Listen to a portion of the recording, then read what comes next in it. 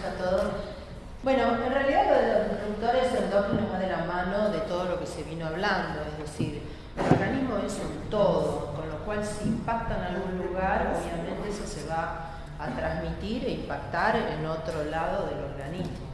El tema de los disruptores endocrinos en realidad es porque se empezó a estudiar cómo digamos, la definición de distintos grupos que han estudiado es como que son sustancias externas que pueden estar tanto en el ambiente, en algún alimento o en algún producto, digamos, industrializado, y que lo que generan es justamente una disrupción en un mecanismo habitual, normal, esperable de un sistema endocrino.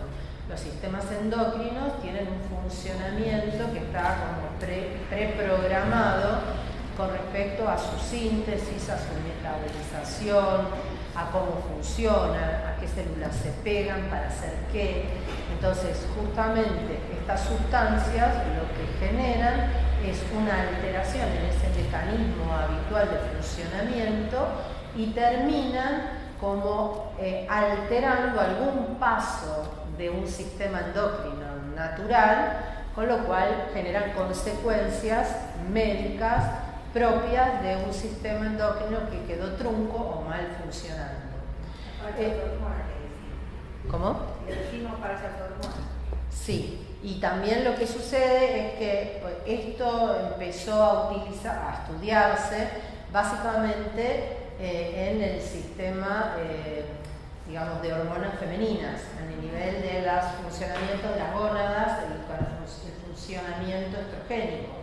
Entonces, a partir de ahí, de esta visualización de estos cambios que había, se empezó a estudiar y se descubrió que estas sustancias es como si de repente, por ejemplo, el mecanismo habitual hace que un cierto pedacito de una cadena, para terminar la función de la producción de estrógeno, tiene que unirse a una célula y encajar en esa. Y es como si de repente ese lugarcito, en vez de estar ocupado o armado por este mecanismo habitual, empieza a ser ocupado por una sustancia que es una similhormona, pero no es. Entonces es como que se corta la cadena de un accionar de un sistema. Empezó en la parte, digamos, del estudio estrogénico. No te preocupes. No tengo, no se puede. Ya la realizé.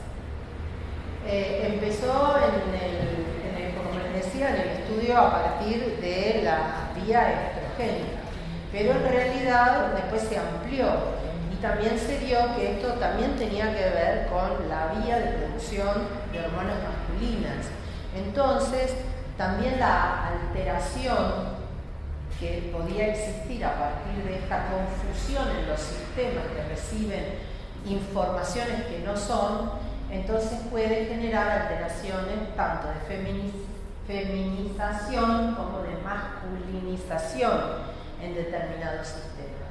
Eso por un lado. Pero por otro lado, como las hormonas o los sistemas endócrinos, que quiere decir el sistema de producción de hormonas hay muchas, estamos hablando de la hormona de la estrogénica, que tiene que ver con las hormonas femeninas, o las que tienen que ver con las hormonas masculinas, pero las hormonas o los sistemas endocrinos también tienen otra producción de cosas, y dentro de esas, por ejemplo, tienen que ver con digamos, las hormonas tiroides, que son, digamos, la glándula tiroidea produce hormona tiroide. Entonces, la realidad es que todas las hormonas, todo el sistema endocrino en el organismo de la persona funciona a partir del cerebro, aunque, digamos, después impactan en distintas glándulas que tenemos en el organismo. El origen está a nivel cerebral. Entonces, es como si está el hipotálamo, que le avisa a la hipófisis con un mensaje, digamos, a nivel químico, que la hipófisis manda información para que las glándulas fabriquen determinadas sustancias.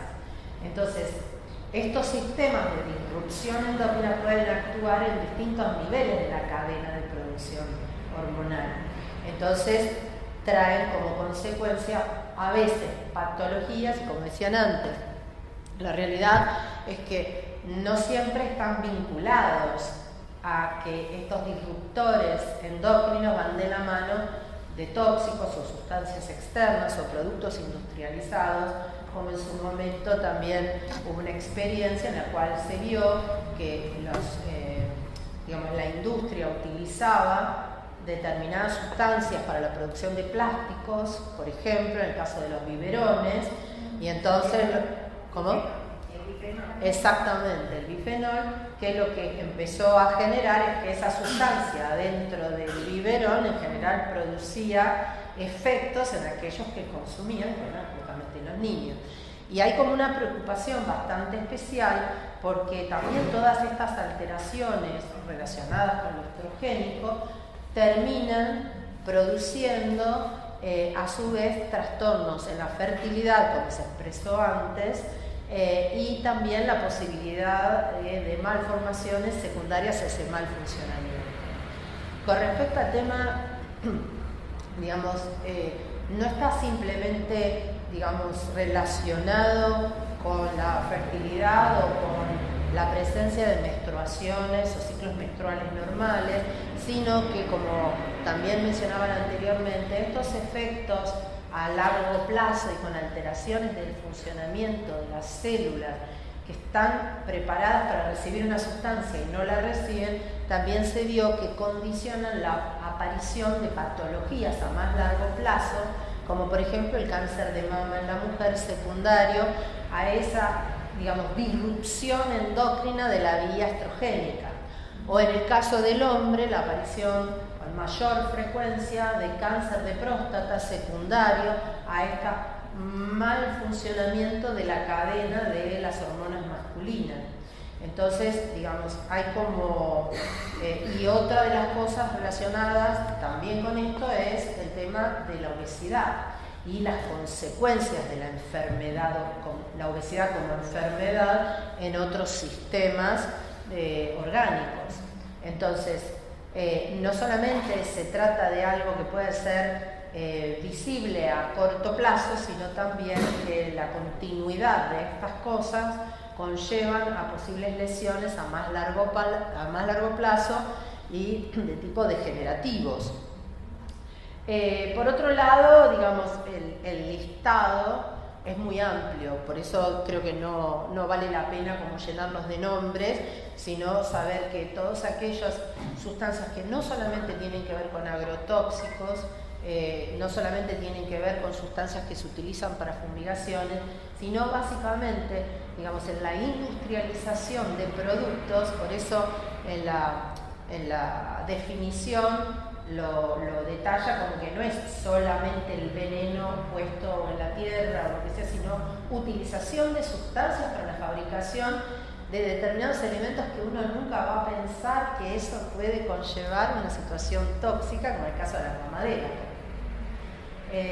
Entonces digo, como que evidentemente nuestro sistema hormonal endocrino es como muy sensible porque está, digamos, como muy programado, es como una programación muy exquisita de todos los pasitos y las cadenas las cuales tienen que ir para llegar a un determinado resultado. Por lo cual, la alteración de ese devenir conlleva a disrupción, y por eso la disrupción endocrina, ya sea en la fabricación o en la posibilidad de efectora de esas hormonas producidas dentro de la cadena. Básicamente, digamos, esto es el concepto de lo que es una disrupción endocrina. Es muy habitual la presencia de alteraciones de ciclos menstruales, alteración, como decían antes, de infertilidad, que están dadas no solamente por lesiones expresas que pueden estar en los órganos, sino también en las disrupciones de los neuroquímicos que conllevan a la cadena de la producción endocrina. Entonces, digamos, la infertilidad, los abortos, la incapacidad, digamos, o otra cosa que se ve, que se trabaja mucho, como muchas veces pasa que yo soy pediatra originalmente y la pediatría es como el punto a veces como de donde explota algo que está pasando y que no se ve, y uno de los temas fundamentales tiene que ver de esta disrupción endocrina es la aparición de las menarcas tempranas o el desarrollo puberal temprano, que empezaron a ver los pediatras, que primero era como una cuestión anecdótica, pero luego se vio como que no podía ser tan anecdótica, y la realidad es que este desarrollo tan temprano se lo vio vinculado a esta disrupción endocrina que generaba cambios en los cuerpos infantiles y en los sistemas que hacían un adelanto de algo que debía pasar más tarde. Hoy justamente vi un chiquito, ahora cuando estaba pensando en esto, hoy vi un paciente de 11 años, varón, es más frecuente en las mujeres de todas maneras que en los varones, pero hoy vi un chico de 11 años, varón, con un desarrollo puberal de un estadio terminal, es decir, ya estaba totalmente desarrollado. Había llegado a la consulta y no habían podido parar ya con medicación para que frene el estadio de su desarrollo. Con las chicas, mujeres, se hace eso cuando hay una pubertad temprana, a los 7 u 8 años, lo que se hace es se medica para retrasar el desarrollo puberal para que llegue en el momento que tiene que llegar. La ginecomastia en los varones también. La ginecomastia en los varones, por un lado, puede ser por sustancias que pueden producir el desarrollo mamario, pero también está muy ligado a la obesidad. Entonces, los varones obesos son los que pueden tener generalmente más ginecomastia. Por eso digo, como que después este tema del desarrollo puberal temprano, cuando empezaron, a analizarlo un poco más, vieron que no era una situación anecdótica, sino que era un elemento que se estaba presentando en más gran escala, y en un momento la justificación era que las chicas, adolescentes o prepúberes se desarrollaban más temprano porque estaban mejor alimentadas. Entonces lo que decían es que como la alimentación era mejor, entonces era la evolución del ser humano en el desarrollo de la alimentación mejorada, etcétera, etcétera. Pero la realidad es que esa teoría cayó porque, se vieron todas estas otras cosas que formaban parte del crisol de problemas, ¿no? El otro tema importante, y con esto ya termino para darte el lugar, es el tema del hipotiroidismo o el hipertiroidismo. La glándula tiroides es una glándula que cumple muchísimas funciones dentro del organismo. Dentro de esas, por nombrar algunas, la regulación de la temperatura, tiene impacto en la regulación de los ciclos menstruales, tiene impacto en el crecimiento, tiene impacto en el metabolismo, tiene montones en el funcionamiento cardíaco, en el gasto energético, montones de cosas. Con lo cual, el hipo o el hipertiroidismo por una lesión en la producción hormonal conlleva también al deterioro de la salud. Y hoy por hoy, yo siempre lo digo, yo trabajo hace muchos años en medicina y básicamente yo soy médica asistencial, es decir, yo veo consultorio y trabajo en consultorio. Nunca en mis años de médica vi tanto hipotiroidismo como en este momento. Y no solamente en mujeres, en hombres también. Hay una cantidad de hipotiroidismo monstruoso. Okay. Todo el mundo ya pasó por endocrinología no sé, es una cosa que no se puede creer. Y el otro punto, más allá que no tiene que ver con la disrupción endocrina, pero creo que vale la pena, aunque sea un poquito mencionarlo, tiene que ver con las alergias alimentarias, que es un capítulo enorme. Y una de las cosas que está sucediendo, como el tema que se puso con el gluten, que no son celíacos pero tienen alergia al gluten, y ahora la aparición de patologías que en los libros de texto anteriormente eran, que yo ni los conocía, porque eran de esas dos frases que hay en un libro de texto que uno dice, no tengo tiempo para terminar el examen, esto ya, ¿quién me lo va a preguntar si parece una rareza? Hoy hay una patología que es la esofagitis eosinofílica, no sé qué. Yo hablé con una gastroenteróloga infantil y dice, claro, es nuevo, esto es nuevo, no existía. Sí, lo que se está viendo es que hay más frecuencia, o sea, la patología se conocía. Sí, pero eso es lo que estoy diciendo, son los dos renglones de... Ahora es como decías, el hipotiroidismo. Ahora, Bueno. antes una esofagititis eosinofílica era una cosa. Por eso una rareza. Y ahora en el hospital de niños, yo hace poco conocí un caso, pero ellos están teniendo una estadística más alta. Exactamente, por eso digo, son patologías, así como digo, de ciertas glándulas que se dañan con más frecuencia, aparecen otras cosas que no están relacionadas en principio aparentemente con el sistema endocrino, sino más bien con una sistematización de alergógenos y reacciones alérgicas dentro del aparato digestivo. Entonces hay como un montón de cosas que uno dice, bueno, sí, esto no había antes y aparece con tanta frecuencia, lo mismo que la enfermedad celíaca. Es verdad, vos podés decir, las estudiamos mejor, entonces se detecta. Sí, pero es mucho. La esofagitis eosinofílica está bien, sí, la estás viendo, pero es mucho. Entonces, algo de todo esto tiene que ver con estas sustancias externas o productos o alimentos que están generando una transposición con sistemas naturales del organismo, tanto para la producción como para, digamos, el efectuar los mecanismos o ser... Fibromialgia que está apareciendo mucho también tiene que ver. Bueno, son enfermedades autoinmunes, digamos, se las liga con enfermedades autoinmunes. Pero bueno, lo que digo es que hay una serie de montones de cosas que lo que tiene que quedar muy en claro es que el organismo es uno solo.